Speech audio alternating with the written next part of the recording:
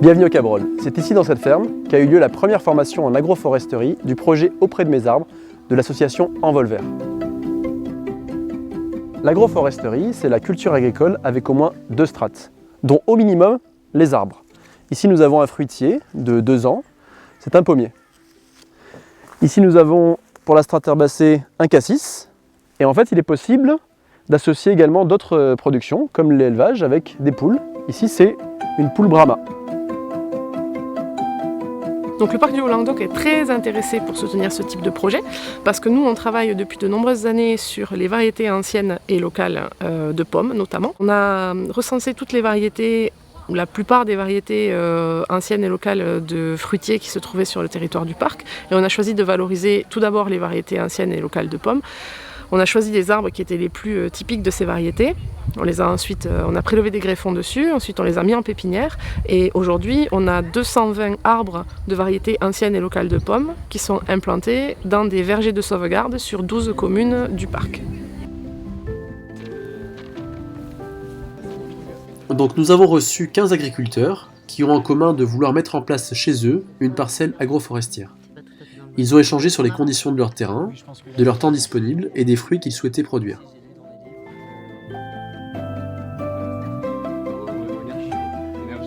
J'étais resté dans le conventionnel, style je gratte, je sème des graines, mais pas plus.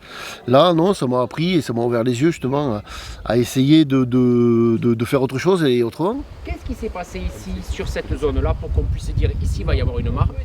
On a reçu le CPIE, une association de protection de l'environnement, qui est venu expliquer comment associer zone humide et agroforesterie. Pourquoi ça sort là? Parce qu'en fait, on a... Ce qui m'a le plus marqué, c'est la gestion de l'eau et les mares avec le CPIE, parce que c'est quand même assez particulier pour faire des mares. Et au niveau de la législation, là je l'ai encore appris tout à l'heure quand j'ai fait la présentation, je peux pas faire tout ce que je veux sur ma parcelle parce qu'il y a des sagnes, donc voilà, il faut être bien au courant des différentes législations.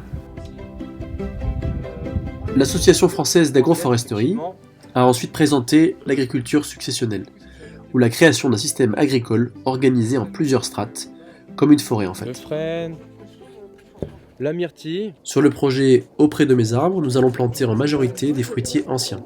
Donc moi je suis intervenu plus sur l'aspect technique, arbo, sur le choix des pas encore des variétés, on n'en est pas là, mais au moins des différents porte-greffes en fonction des projets.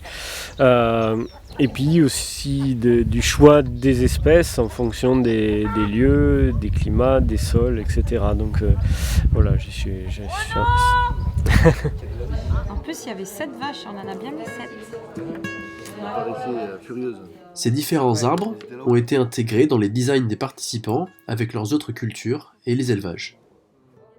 Avantage de production en plus, sans plus tout chambouler dans mon organisation, c'est même que mieux, ça fera de l'ombre, ça fera un brise-vent, nickel. Je pense qu'avec le réchauffement climatique qui nous guette, arriver à associer du coup les arbres et les plantes, c'est hyper important parce que du coup les arbres ils stockent énormément d'eau qui restitue en période de sécheresse. Et ils apportent aussi à manger par le feuillage quand ça se décompose. Enfin, il y a ça, il y a les champignons qui abritent dans les racines. Enfin, c'est vraiment un tout. Donc je pense que ça mérite d'être encore plus exploité par beaucoup de monde. J'ai 8 hectares, 5 hectares de bois, 3 hectares de prairies. J'ai derrière donc un projet pédagogique pour faire découvrir aux enfants qui ne la connaissent pas l'intérêt de la nature en fait. Donc leur montrer au travers de visites dans ce petit jardin forêt, de voir qu'on peut faire beaucoup de choses avec les cultures, de simples cultures en fait.